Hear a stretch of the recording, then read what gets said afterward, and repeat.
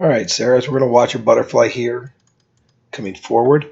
Again, we kind of saw this from the side, but you can see that right arm is a little bit higher than that left when you first exit the water. Try to work on just letting those hands kind of come up, palms up a little bit, and then just let it kind of skirt right across the water. You don't want to come up quite as high as what we see right here. All right, head position looks great. I absolutely love how your head is looking down. You can see it's kind of deep in the water. That's awesome. Very, very good job there. As your hands start to come around, you can see that you're entering right at shoulder width apart. You've got some good water there, but your head's looking down and you're reaching really, really far. Excellent job there. As we get ready to get this breath, I think we're coming up here. There we go. We can see that your head is really low in that water. Your shoulders are just barely above the water, and your chin is right on the surface of the pool. When you're doing early breathing on butterfly like this here, you always want that chin kind of skating across the water. That looks excellent. Exactly where we want it.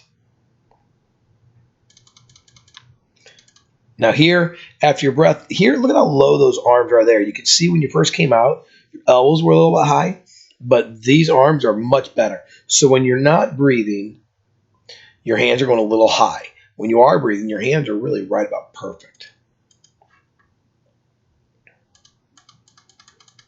Head down, good hand entry. Yeah, you're definitely a little bit higher here on the hands, and it looks like you got a little bit of a bend in your elbow going upwards on that right side. So think about what your arms look like above the water. Think about how they're recovering across the water on the non-breathing strokes. The breathing strokes, your recovery is perfect. I think this will be a breath here. You're going to have high elbows as they come out, but then look how low those hands are on the water. And look how you get your head down. Your head is exactly where it needs to be before those hands even come across. Excellent job, Sarah. That looks so good. Like your kick out there. You have a good 2-beat kick all the way through. As we come into our turn here, nice job of taking 2 strokes on the wall without a breath. Now remember, you can see that you're looking this way here. Take the opportunity to watch that hand because you want to see that hand slide right behind your ear. Okay, so take that opportunity to look at that hand.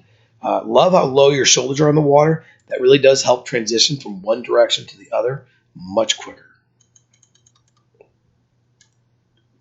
All right, your hand does get behind that head for a streamline, but I'd like to see you watch it come right off that wall.